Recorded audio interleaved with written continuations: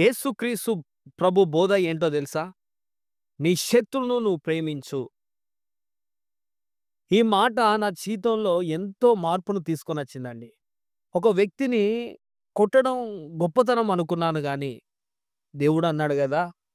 నీ శత్రువును నువ్వు ప్రేమించు అన్నాడు. ఆ మాటకు నేను ఇప్పటికి విధేయత చూపుతున్నానండి.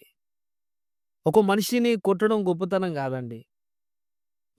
ఒక వ్యక్తిని ప్రేమించడం గొప్పతనం. ఒక వ్యక్తిని క్షమించడం గొప్పతనం అండి.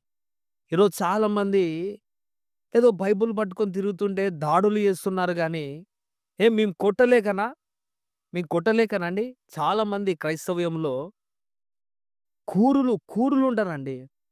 పెద్ద పెద్ద రౌడీలే ఈరోజు వాళ్ళ మనసును మార్చుకొని ప్రభుని వెంబడిస్తున్నారు. ఆయన ఒక్క మాటలో శక్తి ఉందండి. ఆయనేమన్నాడు, "శత్రువును ప్రేమించు" అన్నాడు. నీకు ఈ లోకంలో శత్రువులుంటే నెమ్మదిగా నువ్వు బ్రతకలేవండి. అదే అందరు స్నేహితులున్నారనుకో, నువ్వు సంతోషంగా బ్రతకగలుగుతావు ఈ లోకంలో. కనుక మేము శత్రువులను ప్రేమిస్తామండి. శత్రువులను ప్రేమిస్తాం. దేవుడు ఆయన ఆజ్ఞాపించాడు. దానికి మనం లోబడాలి.